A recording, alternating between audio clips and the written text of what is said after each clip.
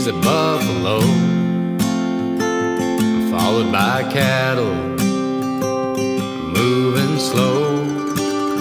He hears the battle cries of the wild red man as his spirit dies to defend the land.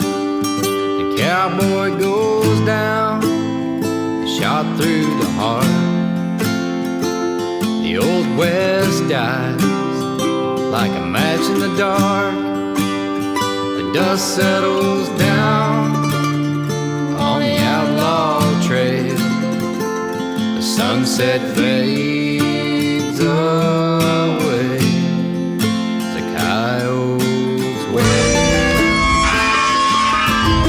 Howdy there, I'm Matt McKinley and we're burning daylight. Howdy there, daylight burners. Happy Wednesday.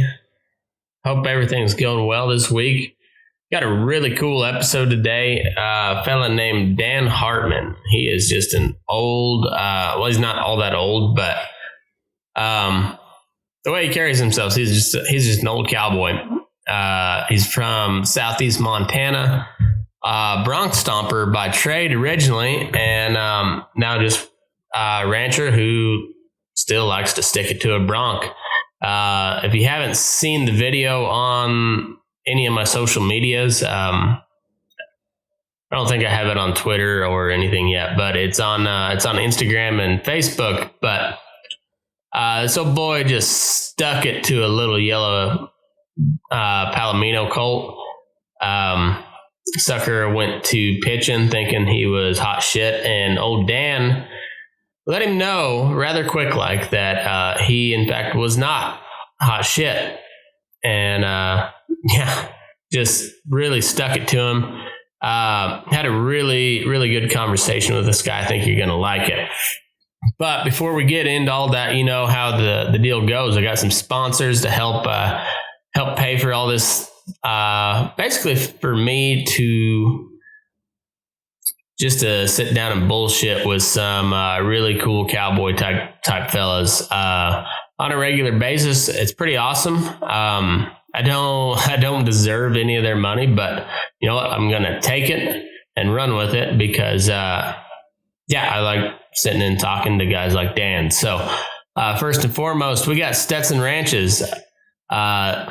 Really, I can't stress enough how good of a family this is, but they're a multi-generational family, ranching family, building on to try and make an even more sustainable multi-generational ranching operation.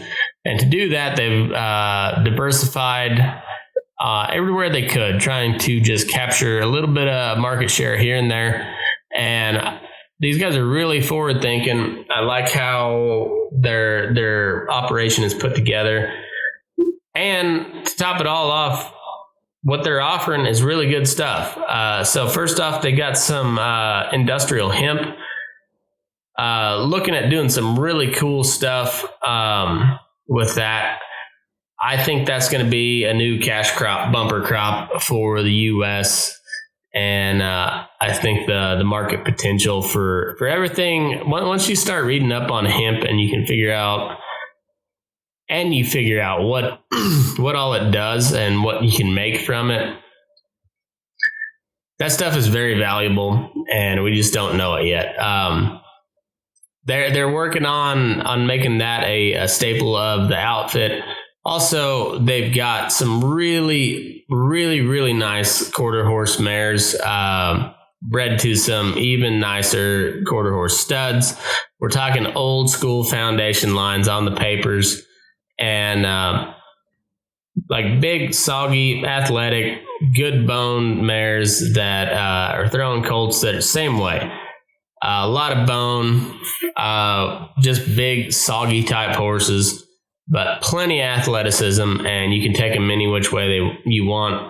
And you know they're going to be nice because they're coming from old, proven bloodlines. And the final thing, the cornerstone of this operation is the direct consumer beef program they have. you're taking Black Angus cows, registered Black Angus cows, registered Hereford bulls, and all those calves are going to make F1 Black Baldy crosses. Best kind of cattle to feed out. You're going to get some growth naturally just due to the cross, get a little bit of hybrid vigor, heterosis as they call it in a scientific term. And these calves are going to marble like crazy. And there's going to be one family and one family only handling these things. They are pasture raised, grain finished, guaranteed prime beef coming to your door at $6.95 a pound. Right about the same price as a package of hamburger. But for an equal quantity of meat, you're not only getting hamburger, you're getting stew meat, you're getting roasts, and you're getting all the way up to sirloins, ribeyes, porterhouse, however you want it cut and wrapped. They can get it done for you, and it's going to be delivered right to your door. Stetson Ranches, best in the business. Make sure if you got any questions at all about their horses, their beef program, shoot me a message over at Burning Daylight and we will get you hooked up. And they're going to be launching their website here pretty soon. Still doing a little bit of revamp on it, but be StetsonRanches.com. And also make sure you go follow Jesse on Instagram at Jese Stetson. That's one S. And thanks to the Stetson clan up there in Montana for being such a huge supporter of the show. And finally, we got Loma Livestock. George. You love George. Who doesn't love George? He's a good dude. And he's quite entertaining. And he also happens to be running the best goddamn sale barn in North America. Loma Livestock, located at 1369 12.5 Road there in Loma, Colorado. Got a sale going this Friday, and then every other Friday after that till the summer months come around and everything gets a little bit slow. But right now, they're ramping up because you're ramping up. They're doing it up right. They got a lot of technology built into their operation, trying to capture a little bit more of the digital market and also make it easier for you guys to buy and sell cattle. Because even though you may not be able to make it to the sale on Friday, it's 10 a.m. Mountain Time with cows and singles, followed by feeders at 11. Can't make it? Don't worry about it. You head on over to dvauction.com. Click on the Loma Livestock tab. Not only can you watch the sale live right there, you can also bid on it. And George is really, really doing some cool things there. You got any questions about it? Want to talk to him? Give him a holler 970-858-9988. Or check out the website, lomalivestock.com. All right, folks. Thanks for tuning in through all that. I really hope you guys go support these sponsors. They've done a lot to help me get this thing off the ground and put out to as many ears as possible. And they believe what I'm doing, and I promote them because I believe what they're doing. So go check them out. Make sure if you do get in contact with anybody, let them know you heard about it on the Burning Daylight podcast. But in the meantime, let's talk about some cowboy shit. We got DanHartman on the line. It's a good show, folks. I think you're gonna like it, and try to get some more of these on here in the near future. But without further ado, here is Mr. DanHartman. Welcome, Daylight Burners. Happy Wednesday for you. We're recording this on Tuesday, but we'll be hearing it Wednesday morning. Got a cool show lined up for you. You may have seen the video of just one hell of a cowboy bronc ride on the Facebook page. I think I have it on Instagram too, but fellow that I really don't know a whole lot about other than he can stick a bucking horse, and he agreed to come on the show. His name is DanHartman. He's up in Montana. Is that correct? Yeah, eastern Montana, southeastern Montana. Okay, cool. And yeah, so my buddy Nick told me I got to get you on the show, and I guess Dan, if you wouldn't mind, just kind of introduce yourself for the listeners and where you're from and You bet. all that good stuff. I'm from Powder River County on. We're kind of in the Powder River breaks here in southeastern Montana. We're about 50, 60 miles from Wyoming, so we're in about 80 miles from South Dakota, so we're kind of right in the corner. Okay. Montana. I grew up at Miles City, 80 miles north of here. Around there, both my grandparents had ranches, all my uncles and had ranches, and my dad had a place that I started Outlaw on, and he sold it when I was 5, and we moved to town, and I spent all my summers with my grandparents. I learned about riding colts and trapping on colts. And that's kind of how I got to riding broncs, was packing coyotes on colts. Sometimes I walked home, and sometimes I didn't. And yeah. I got a job breaking horses. I probably learned the wrong way. For all the haters out there, I learned from an crusty old bastard that he would turn me out. He didn't have a round pen. He had a snubbing post. And sometimes he let me do enough groundwork to actually get on them. And sometimes them horses had never had me on and off of them. They just had me step on them, and he turned me out in a 5-section pasture. And one time he told me to go through the next pasture and go check water. Well, I was young and dumb, and I stepped off that colt, and he kicked me in the gut. Got away from me, but the gate was in a corner there. I got off to get the gate. Well, I got a hold of him finally after a little bit, and I got back on him, and I rode back, and I told that guy I was going. We told him what happened, and I told him we'd have to do it a different day, or I'd have to take a different horse or something. I was hurting. The horse would kick me in the gut. But, that's kind of my upbringing. I learned the wrong way, but I learned the old way. Yeah. And then the next job I had, I went to a cutting horse place where they raised cutting horses. They had about 80, 90 brood mares. I started 75 colts in 1 year, and I can't say I broke them. I started them. I rode them in batches. I'd ride, the 2-year-old geldings for a couple weeks and trail them back out and ride the 3-year-old geldings and so on and so forth, the mares and the fillies and stuff. And he had kind of hot horses there, and they hired me because I could kind of fork one a little bit. And I always kind of ended up with shit because people knew I could ride it. And I finally learned a little bit of groundwork and got better with that and learned to get along with a horse. And now I do, but I'm 48 years old. I still get people calling me all the time wanting me to take a horse, buy a horse, or they give me a horse.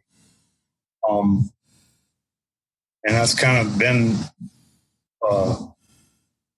that, and cowboying and breaking horses and trapping has been kind of the main pillars of my whole life. I'm a coyote trapper in the winter, and I've done a lot of it off colts, and under horses, not very broken. I'll take them out there, and I'll take my rope and I'll scotch hobble them with my rope up to the saddle horn, and I'll start skinning coyotes off them. And they'll throw a fit and throw themselves, and the bunny huggers really have a fun day with that. But I imagine after you skin a coyote off a scotch hobble horse, you can pack coyotes on them home. So I kind of learned that as I went. I used to try to pack the coyote and go for a bronc ride. Well, then I started skinning one first, and that kind of helped a lot. But, well, yeah, that's kind of my story. I've never done any trapping at all, and especially up horseback. But I can imagine. I've rode up on plenty of dead cows, on young horses, and they just, they're not skinned out or anything. Just kind of got a smell to them, and they'll balk, and eventually you can get them up there to them. But they're not happy about it, and. So it's one of those things that I can imagine skinning something with them right there. They kind of hate life there for a few minutes. Mm-hmm. Yeah, they're not too impressed. Yeah, it's kind of funny to be I think to be an effective, trainer, I guess, to really teach something, you've almost got to be kind of a prankster at heart. Like when you can find one of your buddies that something really bugs them, and so you just keep pushing that button. It's kind of the same way on them colts, like if there's a certain spot that they balk at all the time, well, I just, you're gonna get over it. I'm gonna make you get over it, and just kind of. Yeah. I always call it torturing horses, because that's a guy that I rode colts for. That's what he always called it. And we're not literally torturing a horse. It's just teaching them to get over that nonsense fear. But it feels like torture for him for a little while, I'm sure. But it just I don't know.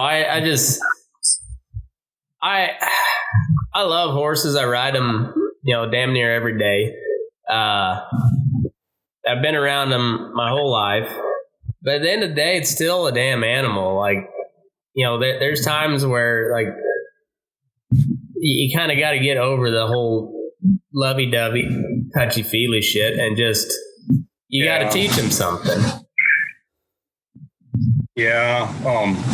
My father-in-law, I'm married into this place, and we've added to it. My father-in-law died about 11 years ago, but he was an old-time cowboy. He was born in 1931. His first job was trailing to Arvada, Wyoming from Broadus, because they didn't have trucks back then. They trailed to the railhead about 70 miles. He was 13 or 14. First trail he made down there, and I married his daughter, and me and Charles, my father-in-law, we got along really great. I was always on a colt, and he didn't give you much chances. He started that colt. You might start it in the branding panels before they tore it down and ride it back to the house, and then you go make a circle on it the next day. Yeah, that's that happened a lot, and that was fine with me.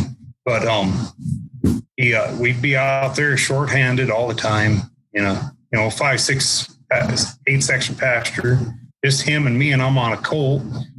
And I always took one extra in the trailer, but we never rode back by the trailer. So then I started ponying them. So I had an extra colt, because I ruined a lot of, I just rode them too hard. Yeah.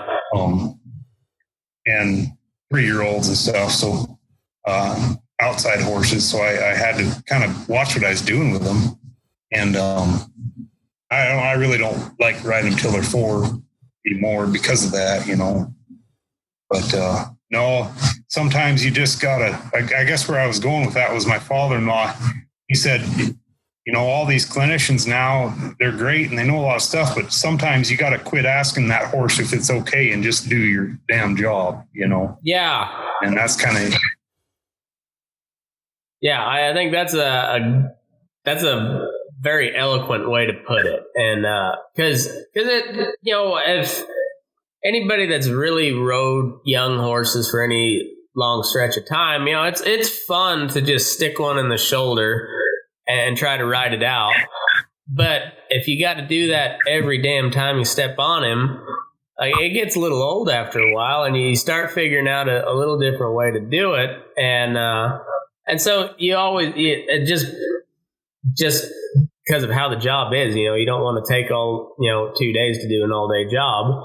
So you try to get better at it. And a lot of times that means getting a little more gentle with that horse. But if you ask, and it's not happening, eventually you say, no, this is what is happening. And you go do your job. And I don't know. I think even the old cowboys had that method too.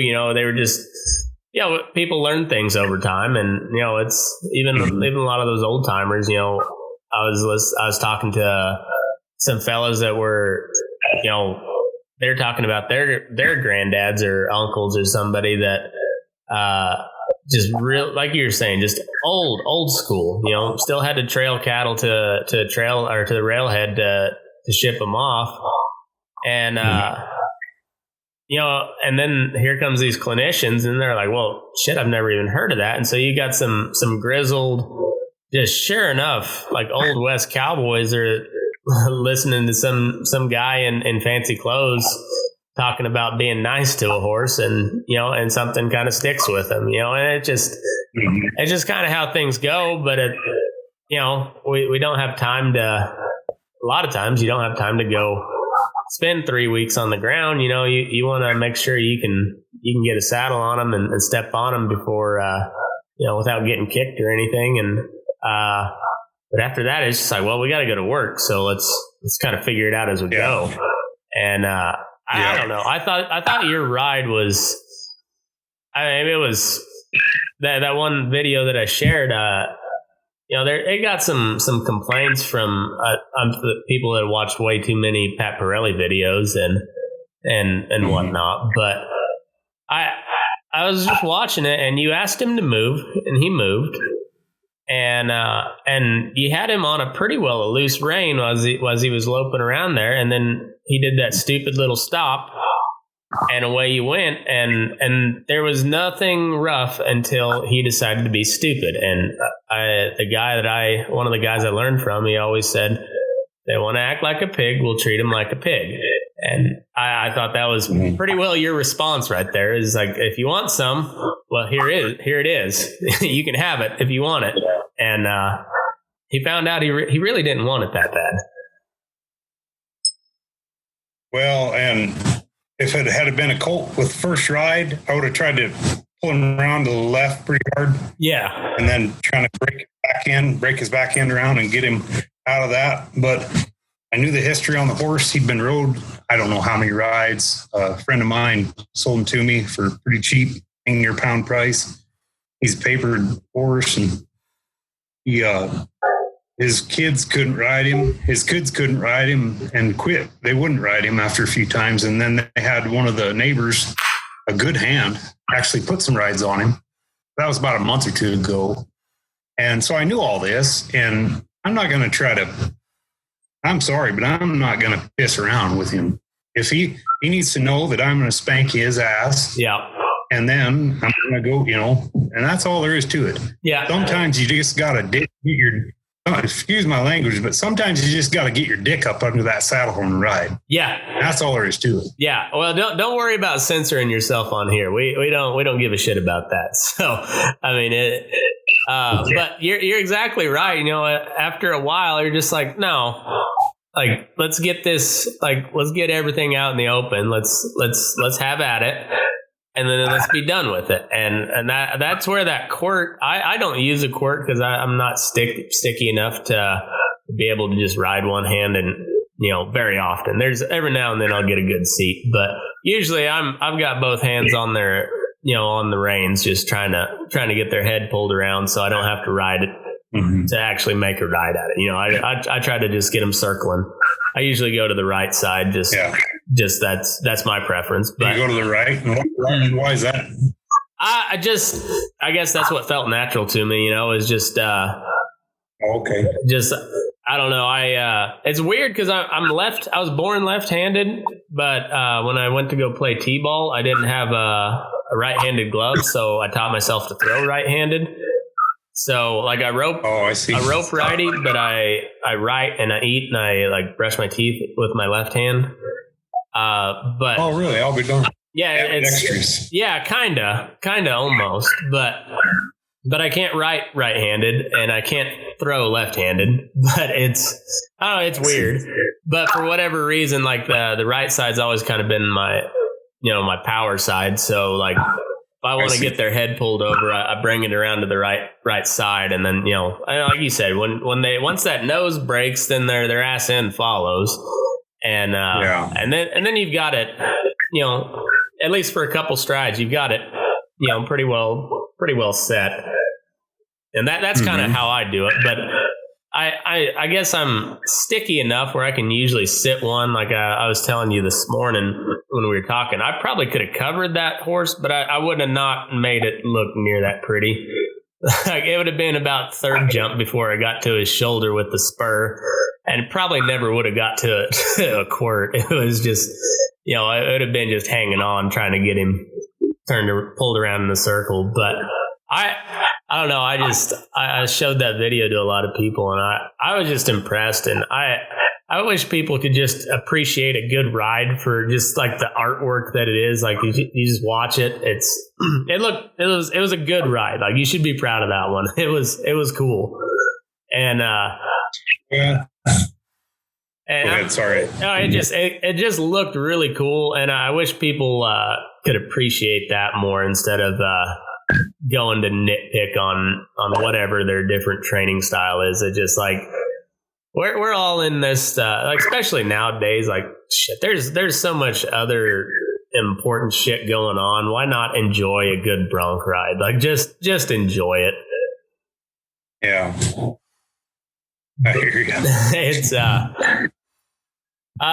so did you pretty well just cowboyed up there in Montana your whole life? Yeah.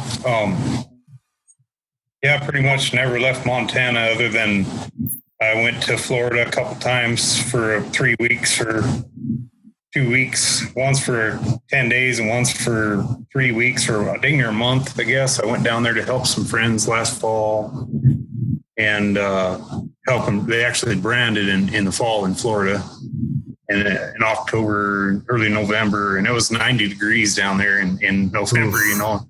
Humid as shit, I'm sure too.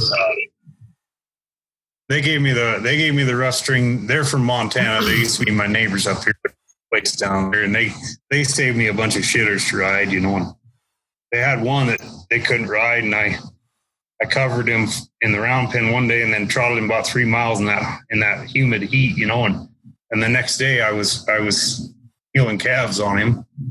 He'd had 3 rides before me, but nobody rode him. But that's how I treat a horse that's bronky. The bronkier he is, the more he does faster. Oh yeah, because I just don't screw around with them. I want them tired. You know? Yeah.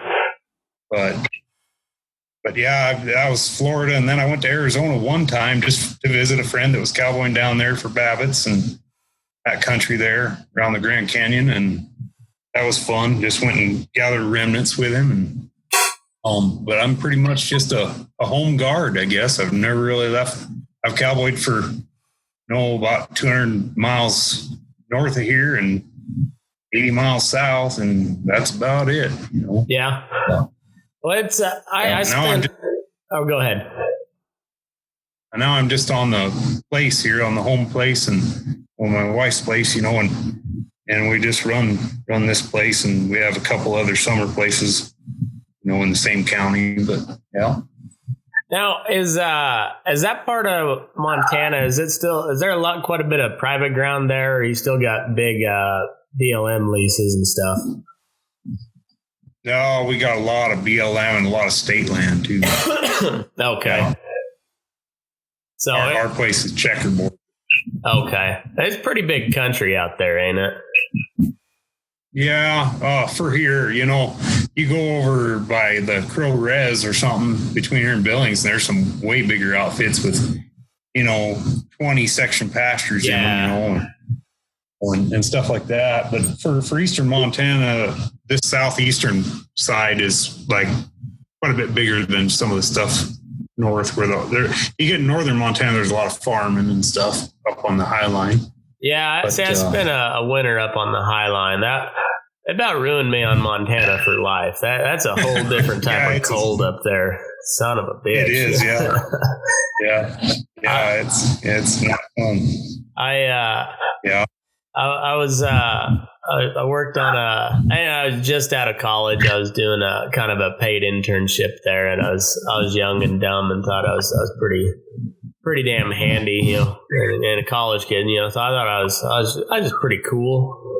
And Montana, I found out pretty quick I wasn't near as tough as I thought I was. It takes a tough type of person to live up on that Highline country, man. Yeah, that's cold. That's and pretty open up there too, and that damn wind in the winter is colder than shit. Yeah, it was the crazy because I grew up on the high plains, so I won't say I'm used to the wind, but I've been in a lot of wind.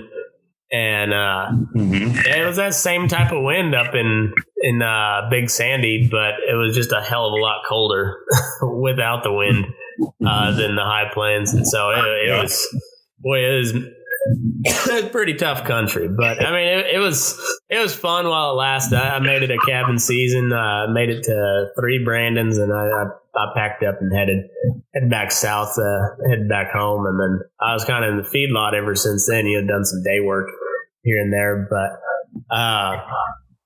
yeah, that Montana country, you're kind of, we were talking a little bit earlier, but you're kind of a hybrid between the vaquero and the puncher up there. It seems like that's where everybody kind of mingles. Well, there's the old timers up here. They're all kind of the old. Well, there's none of them left that tie off, but when I was a kid, all the old timers tied off. And this Brandon, we make our Brandons fun nowadays. We head and heel, and we take our time. We might do quite a few calves, but we got a lot of help. We'll have a lot of teams, maybe teams out there roping. Might have 5 calves on the ground at all times, and we brand with a wood fire, cook with a Dutch oven. But back when I was a kid, them old timers tie off hard and fast on about just 20 foot of rope, 18, just enough for one loop and one coil, and their loop and one coil in their hand. Yeah, and they'd bring you them calves by the box. They on a trot. And and they didn't mess around like we did. It wasn't fun. I wore glasses all my life, and I remember just not being able to see because I had so much sweat and dirt in my glasses wrestling calves. And then I was praying for them old timers to miss just so I could get a drink of water and wash my goddamn glasses off. Oh, I know it. But yeah, and it wasn't. They didn't worry about you either. If they ran over you, if you were wrestling and then one of them old timers come, he'd get the hell out of my way.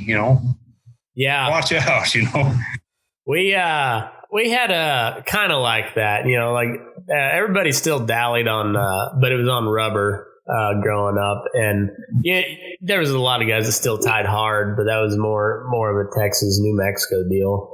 And, but it was double hawk, bring him to the fire quick. They wanted that calf on his side as he's coming to the fire.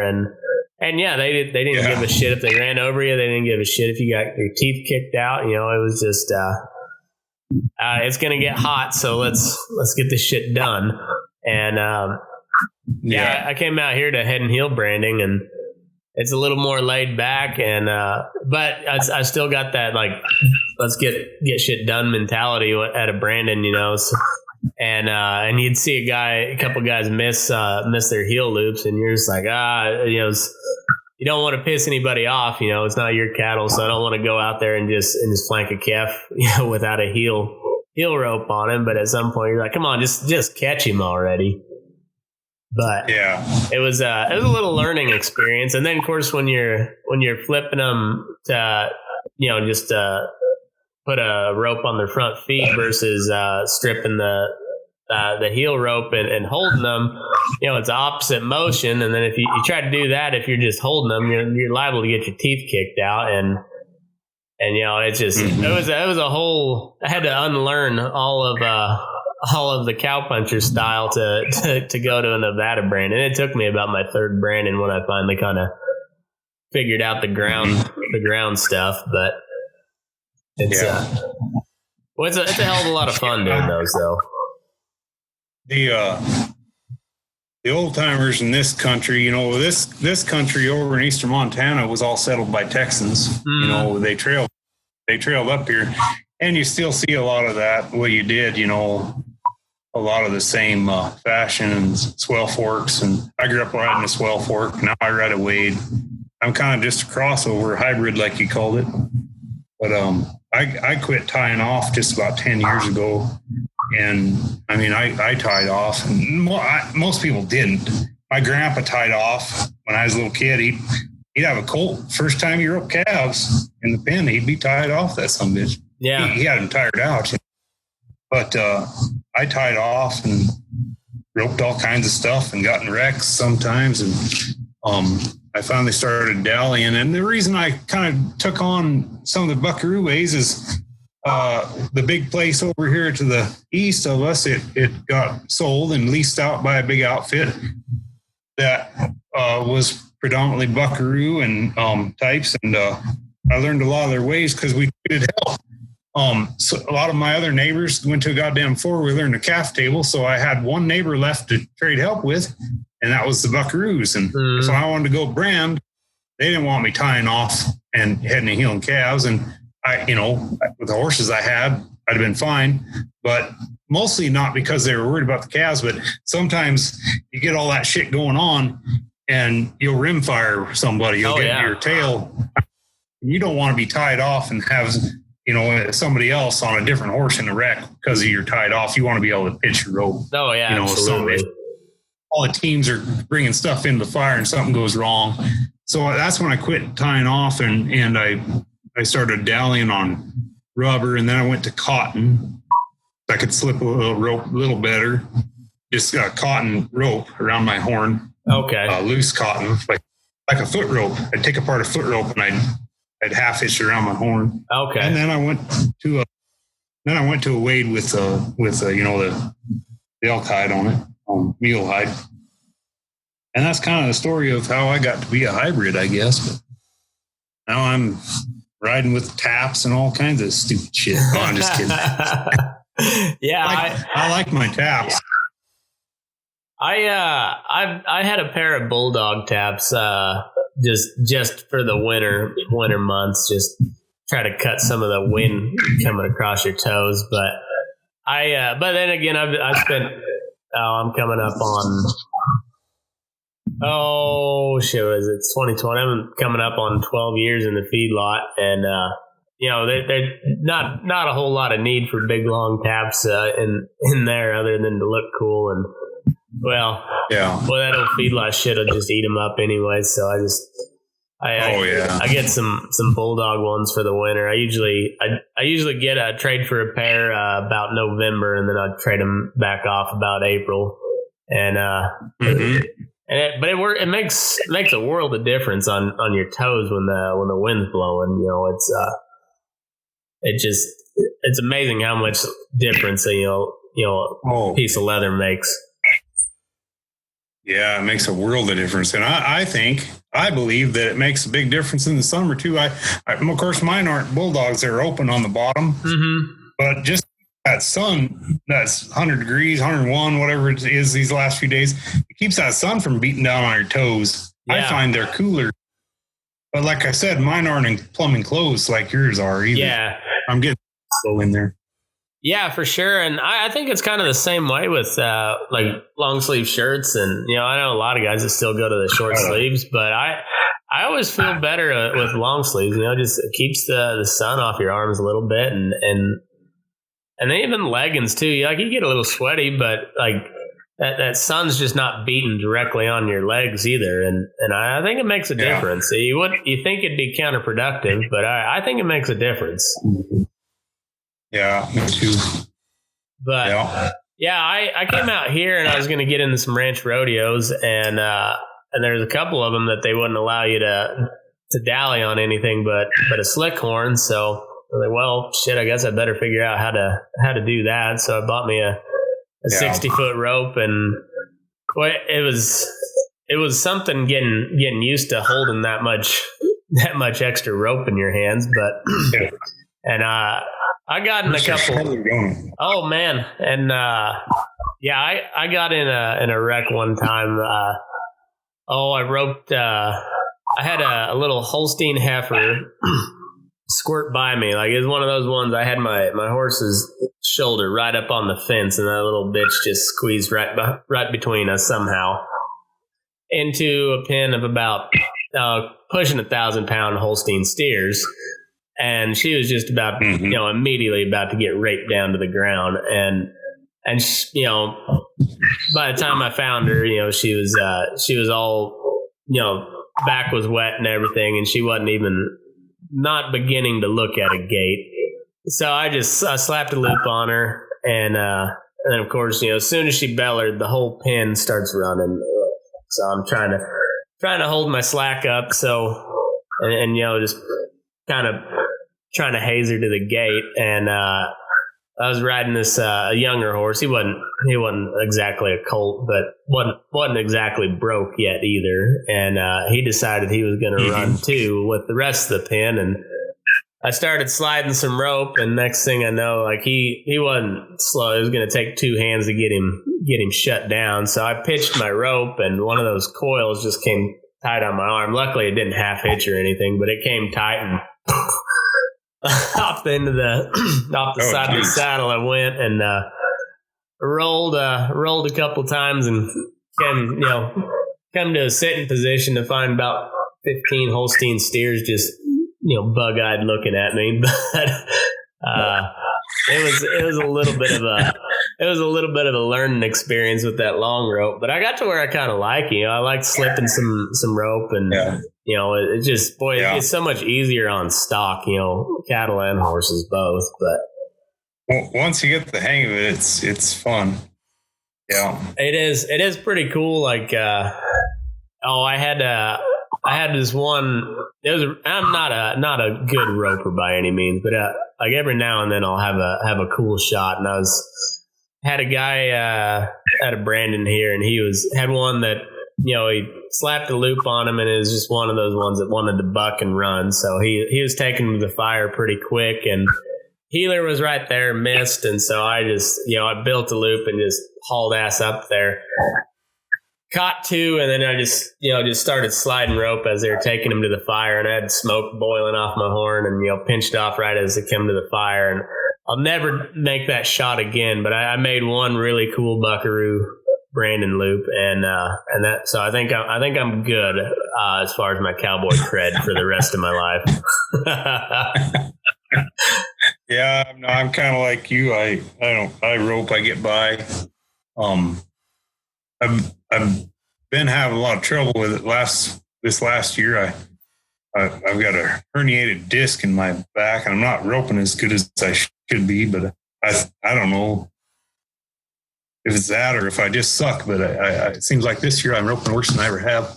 But I never fancied myself as a roper. I was always kind of the bronc peeler, and growing up, I didn't have a horse to rope off of. I mean, unless I made him. Yeah. I could go pick up heels for somebody. As far as running something down, it was all, it was their first time when I was riding them, because I was all starting them, and I never had a horse of my own until I never figured there was any reason to have a horse of my own while I was breaking horses for other people, because I didn't have time to ride the damn thing. And so I didn't even have a horse of my own till I was 31, 32 years old. Oh shit. Yeah. No, I rode that's all I did was ride other people's stuff, and they kept throwing them at me, so I didn't figure I just didn't need anything of my own, because I didn't have time to ride them anyway. I remember I just rode colts. I remember so I was kind of the same way. I was adopted, and so I never got on a horse till I was 10 years old, I guess, when my folks adopted me, and I was a city kid for rural Colorado. I grew up in southeast Colorado. There's no big towns, but I lived in town. And so my second time on a horse, we went on a 21-mile trail ride through the canyon country of southeast Colorado. And then I must have had the flu bug before I went, but it manifested itself the day after. So I was sore from head to toe, and then I was running like 103-degree fever. And I swear to God, I never wanted to get on a horse again in my life. And but I didn't have much of a choice. My dad raised horses and cowboyed on the side for a living, so I was gonna ride colts. And I think I was probably 18 or 19 before I moved cattle on a good horse. I was always on piss heads that where they're either still in a hackamore or just colts. It takes you 2 miles to get one to move 100 yards just because your colt's all over the place. And I went to help one of my buddies, a neighbor of ours. I stopped by his house, and he's like, "Hey, can you help us bring a couple bulls in?" Yeah, all right. So they caught one of their horses for me, and the fucker went where he was supposed to go when I asked him, and I didn't quite know what to do. I was like, well, this might actually be kind of fun.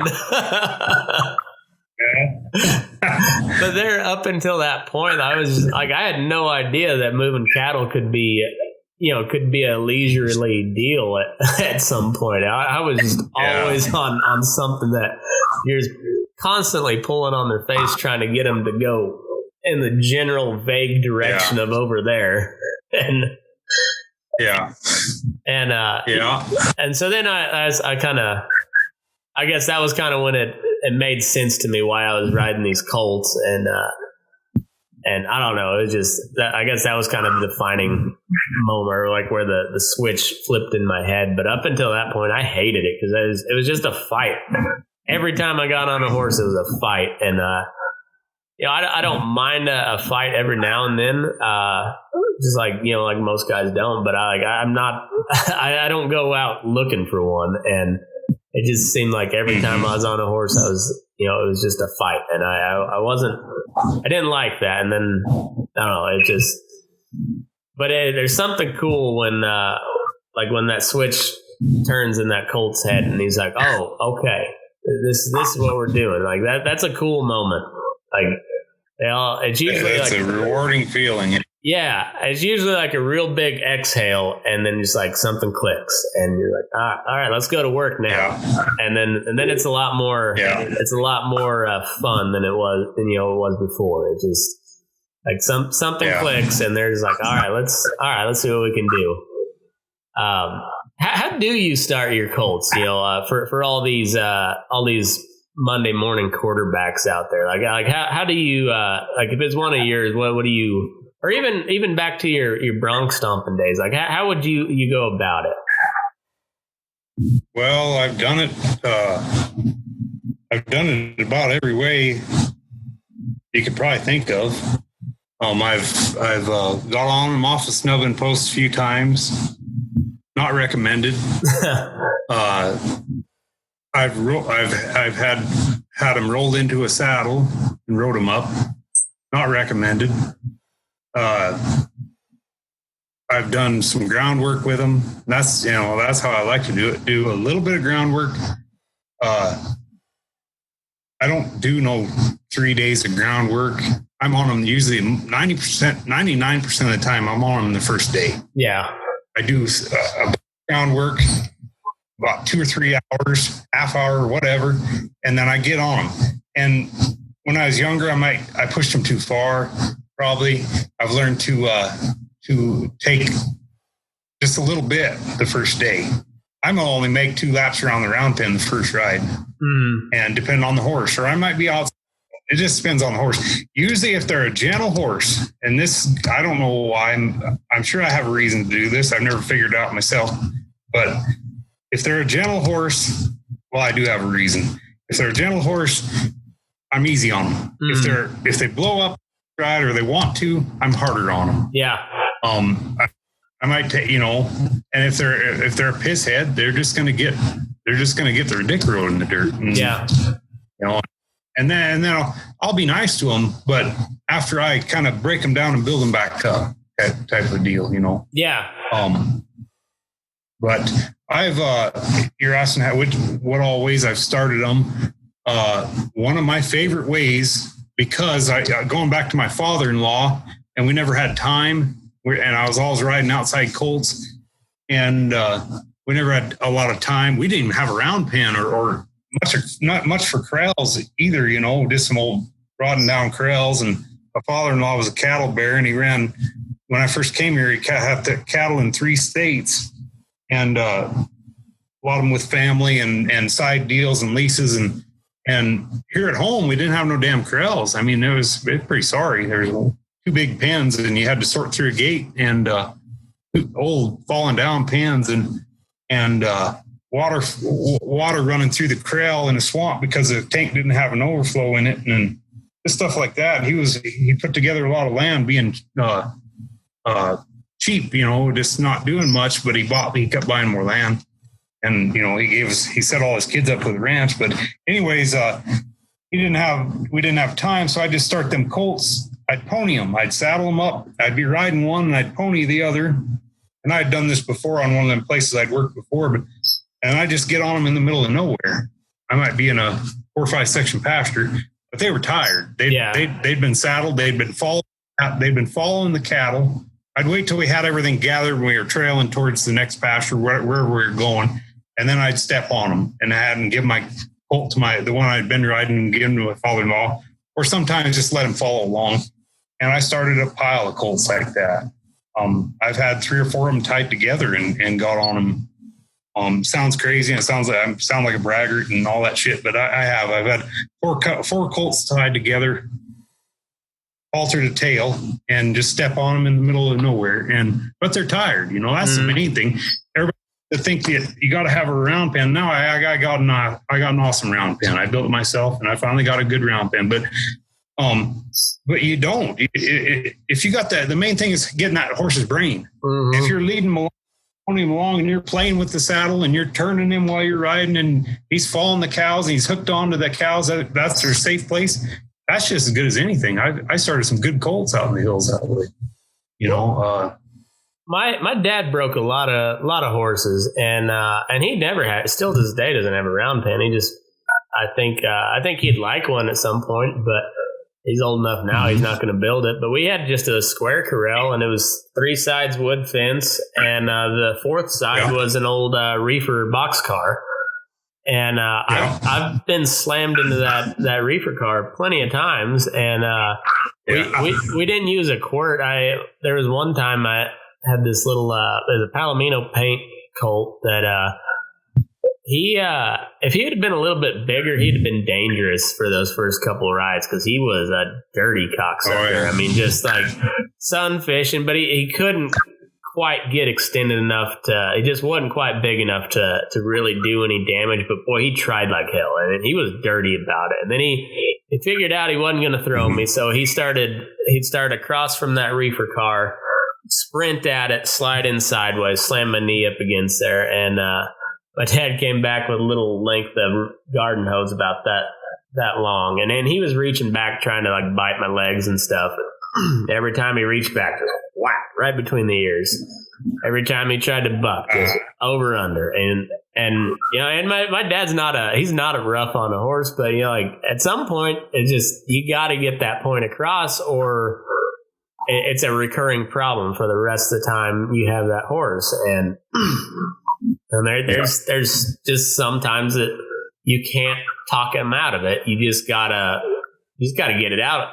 Just let's hash it out. Let's do it. Yeah. The clinicians, and there's some damn good ones out there, they know what they're doing, but these people that they're talking to have got it in their heads that a horse will never buck unless you make him buck.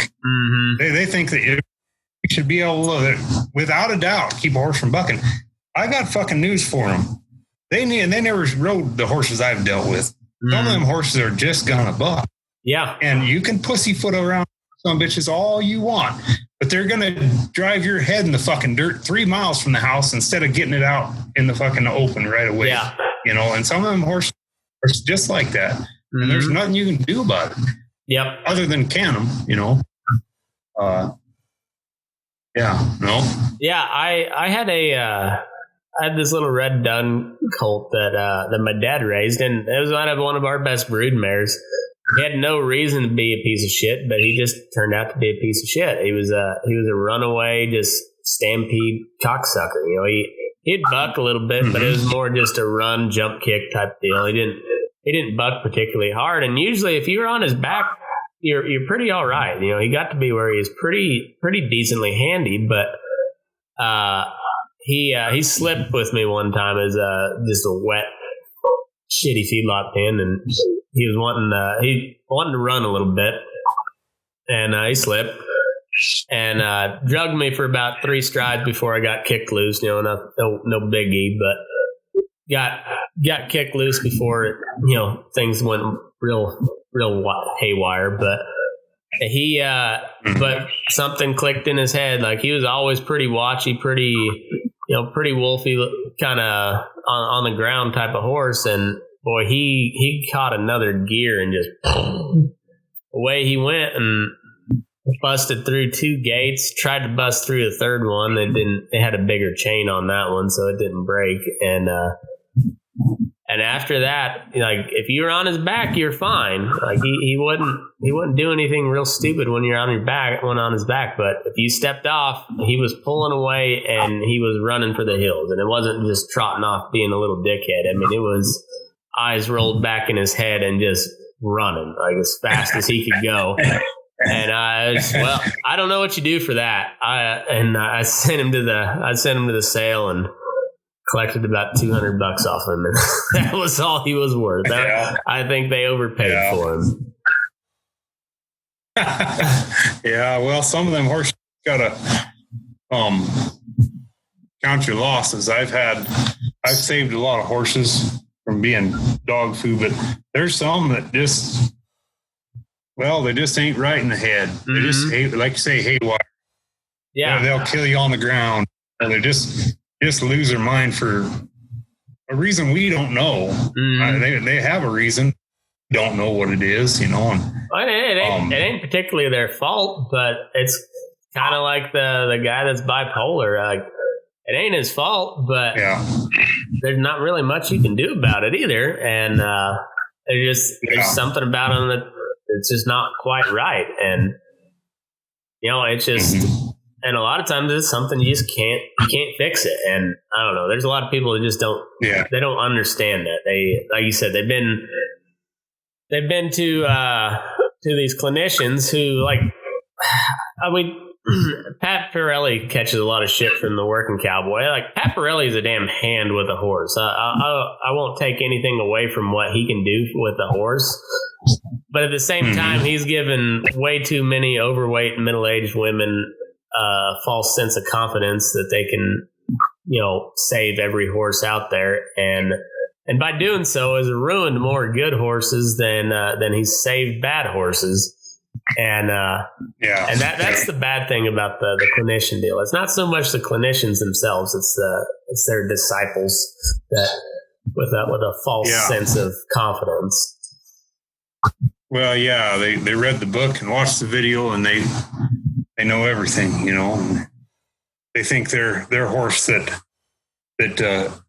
misbehaved a couple times was a wild bronc before they took it to Pirelli or whoever, and they don't really know what a real wild bronc is. If you're living in a suburb of California, and have a horse yard, you or wherever. I'm not trying to pick on Californians, but they've got it coming. I've got quite a few California listeners, but they've stuck around this long. They know what I mean. There's good people in California. It's the ones that you just get overshadowed by the ones that are a bunch of dumb shits. But yeah. No, it's I don't know. I see some videos. Some family members of mine even that they got this colt and they're running around the round pen, and he pulls away with the lead rope, and they're like, oh, he's getting it out of his system. I'm like, no, if he pulls away from you, and then when you go try to catch him, he turns his ass to you. You kick some dirt at him, you do something, get his ass end away from you, like make him face you, and otherwise, that's if they get away with it once, they'll keep trying you. And they're just like a little kid. If you give them an inch, they'll take that inch, and they'll take 3 inches next time. And next thing you know, they're there's a pretty famous video. This horse that just like jumps straight up and like flips himself over backwards, like pile drives this old gal into the ground, and that horse has been doing it for a while. He had been getting away with rearing up for a long while. He's got that method figured out. And if you would have just, the first time he tried that, if you would have yanked him down over on top of himself and stomped on his head a couple times, he would have never done it again. But instead, that old gal probably about got her hip broken too. because, who knows how many people let that damn horse rear up over on top of them. And that can be fixed. Something like that can usually be fixed real quick, but it's usually not very, very pretty to watch it. But it's one of those ones where like you draw a hard line right there. No, you are not rearing up on it. That is not happening. Yeah. Like that's one of my hard lines. I don't care what it looks like to somebody else. Like, no, that's not happening. You try it. We're coming over backwards, and you're getting a heel in your eye socket a couple times. Yeah, and get tied down. Mm-hmm. Get tied down on the ground. Absolutely. Maybe get some Copenhagen stuffed in your eyeballs. Yeah, the old 30-pack treatment is what we call it. You tie them down, carp them, and drink a 30-pack, and when that's done, we'll see what their attitude's like. Yeah. Yeah. And it sounds rough, and it is, but like that horse is a whole different animal when he's done. And yeah. And it's one of those. It's a little bit of tough love, and I don't think they teach that enough in those clinics, And I don't know. Everybody's a horse trainer nowadays, and very few of them actually have had to go do a job on one. And, I don't know. I like taking a green horse into the feedlot just because it keeps you on your toes just as much as it keeps that horse on his toes, because they don't know what the fuck's going on. And you got sounds and cattle and Holsteins and just any sort of boogeyman you can think of. It's there in the feedlot. So couple 3 days of that shit, and they settle down quite a little bit, but it's you just blow their mind right off the bat. But if they handle it, and a lot of times they do, they all handle it a little bit different, but I've never seen one that just completely lost his mind from just throwing him into the middle of working, There's always, I don't know. There's always some way that they'll. They may fight it for a few minutes, but eventually, like, if you stay on them, you had a job to do, and it's going to get done. They're going to hate it, but I've never had one that has just completely lost their mind because you made them go work. The ones that lose their mind while they're working, they always had a problem beforehand. It wasn't the work that caused it. No. And I don't know. My old man always said, sweat lubricates the brain. And I think that's one of the wiser statements I've ever heard. And that's good for them young horses. Get them lathered up. They'll start thinking a little bit. Yeah, you bet. So you say you started on swell fork. Did you start on like those old Hereford style saddles? I know those were popular back in Texas. Miles City cog shell saddles. That was one of my first ones. Okay, Miles City saddle. I'm not familiar with that one. They were kind of pretty. Not like bear traps. They had pretty damn good swells. They were kind of like a Will James, but then a little more. They kind of a little more pointed than a Will James. But they didn't wrap, or they weren't like a form fitter or anything. They didn't wrap around you or anything like that. They stuck straight out. Pretty damn good. Yeah. That's what I learned to ride in. I learned to ride in one of them. And I rode that. That was my grandpa's saddle. I had that, or one of his saddles. I had that thing for a long time. And I finally got something. It was hard to rope out of, like something big, it was always trying to turn on you. It was really high forked. Mm-hmm. And you rope a bull with it and shit. You really had to be, you had to have your horse cut in two, And so I kind of got a lower fork saddle, a swell fork, but not quite as, it was a little lower forked and not as high as swells, and started going with that a little bit. And then I just kind of phased into a Wade type saddle, And I don't feel any worse. Once in a while, I tie my slicker on the front if I don't know the horse. But like my older broncs that I got for free, that because other people had trouble with them. If I know the horse, I never tie my slicker on the front for swells, but I can tie my slicker on the front for bucking rolls on my wade, if I want to. But really, a wade, if you get the hang of riding it, it's just different. You ride your cantle and not your swells. Yeah. You try to ride your swells, there ain't nothing there. But you sit back and ride your cantle and keep your feet forward, and that's the main thing in a wade. And you're not trying to keep your knees up when you're like on your swells. No, you're not trying to. You're more pushing down, putting weight in your stirrups, and it's kicking you back. It's kicking your ass back to the cantle, and it's called riding the cantle, I guess. And then if you feel like you're ever in a bind, just spur him in the shoulder, and it'll keep you on. I have trouble with that if I'm quirting, because to ride them in a wade good, you kind of got to lift a little bit, or I do. But when you're quirting, you can't quirt over your arm. And I learned to quirt. Come up in the front end, I'm here. When they kick, I'm here. Or if they're crow hopping like that horse the other day, it's just I'm doing it faster. Because they're jogging faster. But I'm here and I'm here. Well, you can't lift and quirt over your arm very good. So a lot of the buckaroos that quirt, they quirt on one side and they lift. But that's not my style. I've quirted too long the other way. So I just kind of pull and I use a longer quirt, and it kind of, if you're dragging it off their dick every jump, it's kind of pulling you down. Yeah. Does that make any sense? Yeah. I learned with a chain quirt. The first quirt I had was a chain quirt. An old timer, there was a horse that was bucking, and he wasn't bucking me off, but he was bucking hard. And I was in my mid-20s, young 20s. And this old guy says, you take a piece of that old log chain there by the barn and you braid some leather through there and braid a popper on the end. You need to quirt that horse.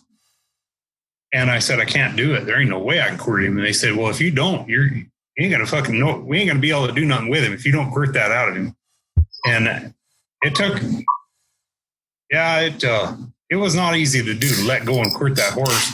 The first one I quirted, but I let go and I quirted him, and I quirted myself in the fucking back the first time because he spun when he spun a little bit, and I didn't know what I was doing, and I quirted myself in the back, and then I really got mad, And anyways, I got kind of to where I could do it a little bit, and it's actually easier to do on a horse that's bucking a little more, like that one that was just kind of bouncing there. There ain't no time, there ain't no air time. It's a little easier on someone that's bucking a little harder, Yeah. That's why I got to kick out all the armchair experts. Well, that's crow hop. Well, you know what? Them 4 feet pounding the ground all at the same time was always harder on me than one that's kicking. Oh yeah. I'm not saying I can quirt an NFR horse by any means, but them ones that got some air time and they're traveling out a little bit before they hit the ground again, they're a little bit easier to ride than one that's pegging all 4 feet in the ground. That's kind of it's just a jar, and there's not as much time. Well, and they can turn so much quicker too. I mean, if they're getting full extension on it, you don't have to worry about them spinning back. And but when they're just hopping like that, there's no telling when they're just gonna turn on their nose, and it's not harder to keep the seat. It's just harder because they can do so much more from that than just harder to make it look good. Yeah, that for sure. That too. Yeah, for sure. Harder to get in time. Yeah. I used to ride some ranch broncs. I quit last summer. It was the last time I was on any ranch broncs. I got on 3. I was 47 years old. I rode one of them, and the next 2 bucked me off pretty fast. And I just can't. I don't have I can ride these dinks in the hills, but them flanked horses in town. I split my pelvis 2 years ago. At home here, I had a horse, one of my older horses that's a soured horse that I got for next to nothing. He he blew up with me one morning, and my groin had been sore for a long time, and I didn't know what it was, and I just thought I had a sore groin. Well, it was tearing. Every bronc ride I made, it was tearing up in my pelvis. And he took about 3 jumps with me. I felt it pop. Well, I felt it pop right away on the first or second jump, and then I actually got him shut down. And when I got him shut down, I just slithered off. I was helping the neighbors over there, and they went and stuffed me in my pickup, and I went to the hospital. But ever since I split my pelvis, I haven't been the same. I can't get my feet moving. And them flanked horses in town, they buck me off. I just can't get, they're beating me to the ground. I just can't get my feet up there where I need to be. Yeah. Anyway, so that I retired from getting on ranch broncs, I guess, but I'm just happy to be able to ride a few of them out in the hills here. I've had a neck surgery and 1 lower back surgery, and I'm probably looking at another one. I'm just pretty happy to have lived the life I have, and I paid for it, in a lot of ways. But that's just I wouldn't trade it for nothing. Yeah, it really. ain't easy on the body, that's for dang sure. But no. I don't know of any other job where you have this much damn fun, though. I mean, yeah. At the end of the day, it's even when you do get balled up in a wreck, it usually leading up to it is pretty damn fun.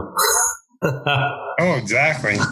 It's like that post going around Facebook. Well, memories weren't made by good decisions. No, never once have I had a good memory with a good decision. I forget the good decisions, but I remember those good times. Yeah, exactly. But yeah, I don't know. I know that you had a couple negative remarks on my page, and I wish people would just shut up and enjoy like that was just a beautiful bronc ride is all it was. It was just a colt that thought he wanted a little bit, and you quickly showed him that he really did not want any of that. And I'm guessing he's a lot nicer fella nowadays. Yeah, I rode him today. I laid him down for a while in the sun, and he never tried nothing. I loped him. I trotted, loped him both ways in the round pen there for quite a while, and stopped him, backed him up. I didn't take him outside. He was actually kind of tired. I'd had him tied out in the sun for about a half hour there, tied down there, and with a tarp on him. And I just wanted to kind of start over with him. He'd been bucking with the previous owner. He'd been bucking every time they saddled him, and bucked some of them off and stuff. And he didn't buck Chance off, the kid that actually got some rides on him. He's a really good hand, but he just was day working there. He didn't have time to go on with the horse, but so I kind of wanted to lay him down and start over with him, and I did. And we ended on a really good note today again. So I guess tomorrow he'll probably go to the hills, and he's only 2. I don't want to piss pound him too much, but he's one of them horses I don't want to plumb turn out either. Yeah. So, because he's obviously going to try you. I mean, he showed that already, but it's and it's hard to tell just from Facebook video, but I don't know. I'm no bronc hand by any means, but I've rode a lot of young horses and green horses, and just watching him, he stepped out, he moved nice, and and then when you got him shut down and he didn't want to buck anymore, but he didn't want to give that ass in. Like as soon as you came back, he sold up a little bit. But you came back across with that quirt, and not only did he move his ass in, he tucked his nose too. And he's got some. He looked like he's got some mind to him. So he does. And today he was so light mouthed. He was so nice. Like you'd stop and back him up, and it was just all collected. And that kid that did get him rode up there before I got him. He got a good start on him. He's got a good mouth on him. Yeah. His name's Chance Hill. He's a really good hand. But he, like I said, he was just helping neighboring or whatever, and day working, and he didn't have time to go on with him. He had colts of his own he's needed to ride and stuff like that. So, well, that's one of the worst things about riding outside horses. You can get one where they're moving around good. They're pretty handy little horses, kind of gentle down, and then you take them back to the owner, and they don't touch them for 6 months, and then that horse goes to bucking again. Well, just ride them, and they'll be fine. Just ride them, and but I don't know. That's always, I guess, it's job security. You get people sending you the same horse back. I was about in my mid 30s when I quit riding outside horses. I got tired of that whole deal, like you're saying, where they don't ride them, and then they expect them to and then they go get hurt or get their arm broke or their leg broke, and then they're mad at you. Well, shit, you didn't ride this son of a bitch all summer, and you fed him really good or whatever. Yeah. Or the grass was green. He was just fat on green grass or whatever, and then he bucked your ass off. Well, how was that my fault, Well, so I kind of quit. The last outside people I broke horses for or started colts for, actually was an older guy, and I rode a lot of colts for him over the years, and he was a good guy, great guy, old cowboy, and I'd just ride him for 6 months or a year, depending on the horse, I just tell him, Jim, I'll keep this one. I had kept one of his colts for 2 years, and head and healed off it and doctored cattle, and it just depended on the horse, and just because he's an old man and he paid me for it, but and he had really good horses. They weren't broncs. They like to do stuff right, and they didn't have a lot of buck in them, but they were pretty athletic. They weren't zeros, they weren't bronky, but they were really athletic at the same time. So that was the last person I broke horses for outside horses, and I kept them for quite a while. I got tired of the 30-day wonder deal, I've never told somebody 60-day minimum, but I always recommend 60 days because and it always depends on the horse, I guess, but 30 days for sure. You know if you're going to be able to do anything with them, but like if you're still fighting the same shit 30 days later, like I always just say, cut your losses. Just they might come around, but it's not going to be worth your money. And exactly. And I don't know. I've always tried to. I've never made my living riding colts, but I've made some side money doing it, and it's never worth the headache to just say, he's good after 30 days. I always. They are what they are. And it's, how it goes. You get like these 12-year-old rescue horses that supposedly had some cutting training back in the day. And it turns out they've just done whatever the fuck they wanted to for 12 years. And they've got no mouth left to them. And, I can put all the time you want on them. I have no problem riding them, but you can drop a spade bit in their mouth and they're still not going to stop for you. So, I mean, they are what they are. I mean, take however much money you want to pay me, I'll take it, but it ain't worth it.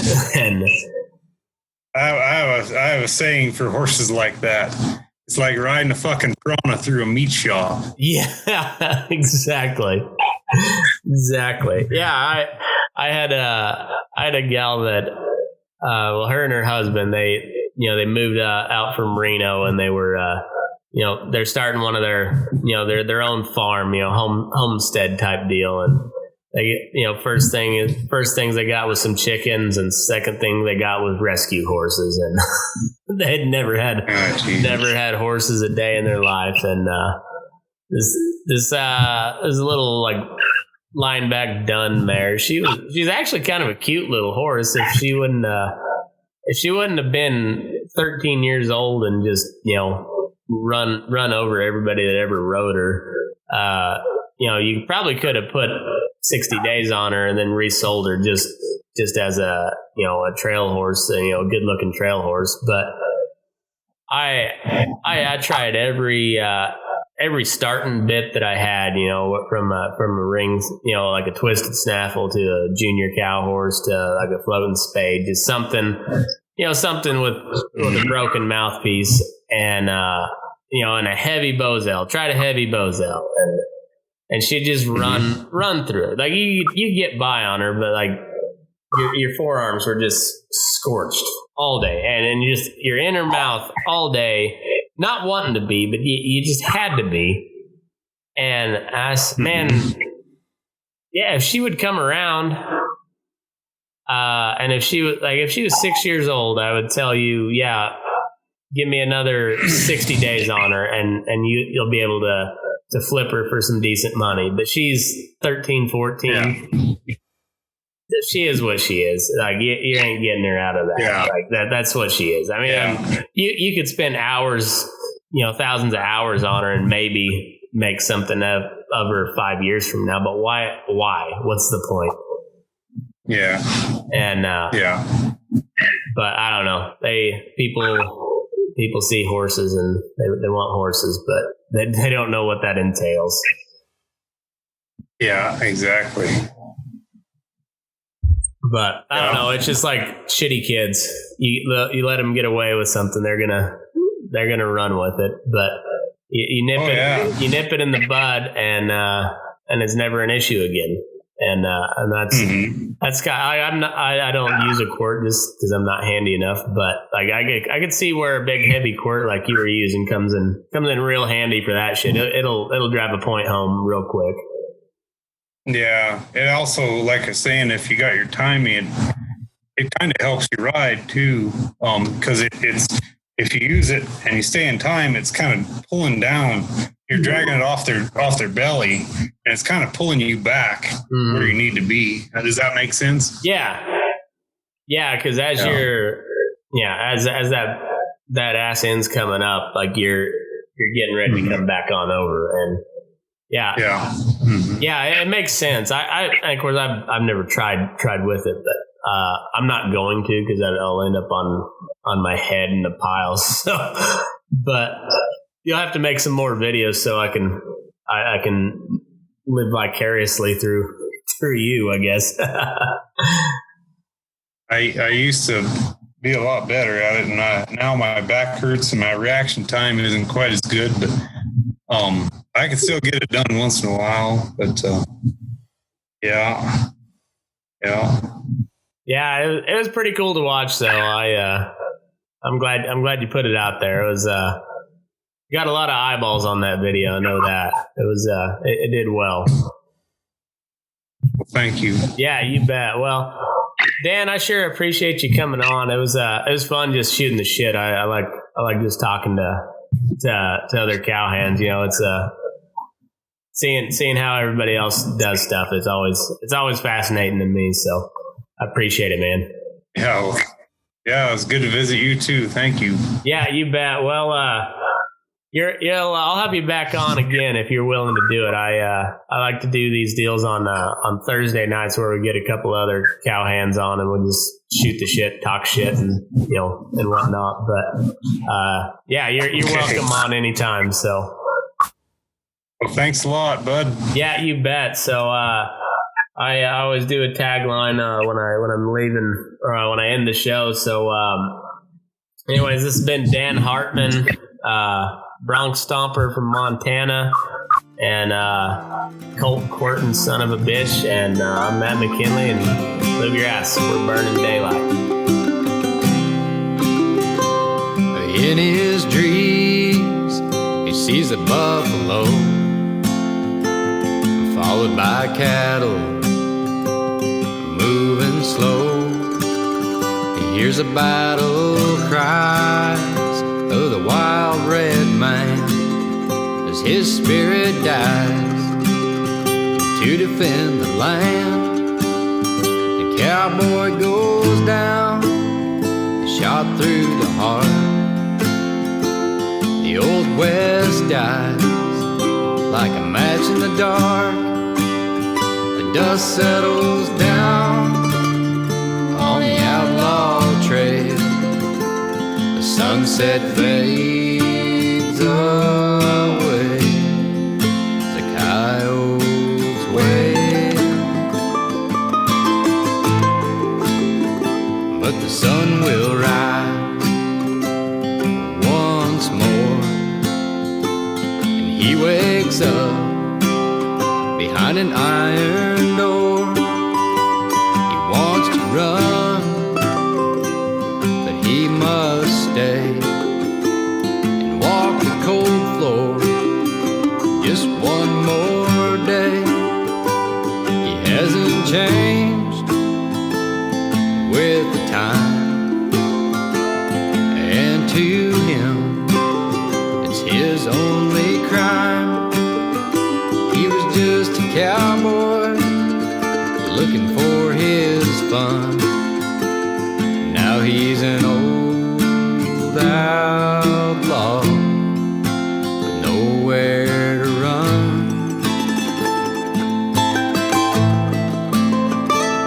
The eagle flies high above the trees.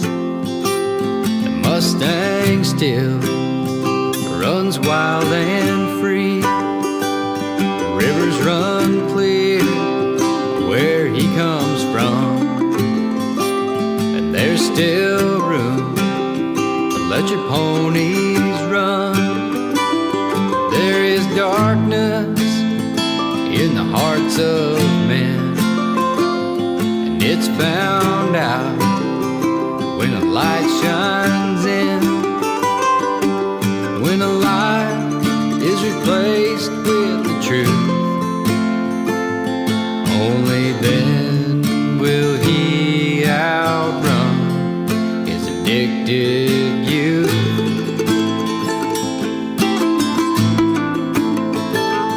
Running full speed, miles from home, roping cattle all alone, bucking horses that never got him down.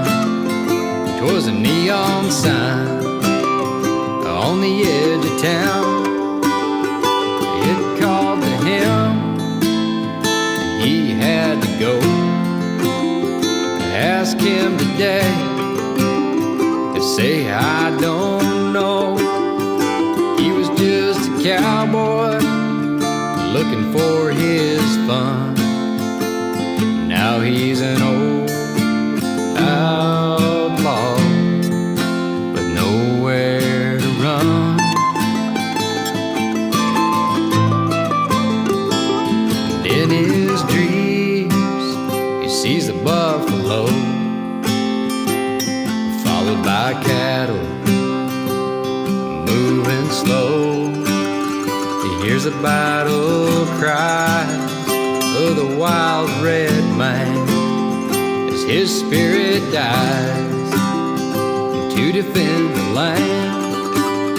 The cowboy goes down, shot through the heart. The old West dies like a match in the dark. The dust settles down on the outlaw trail. The sunset fades away as a coyote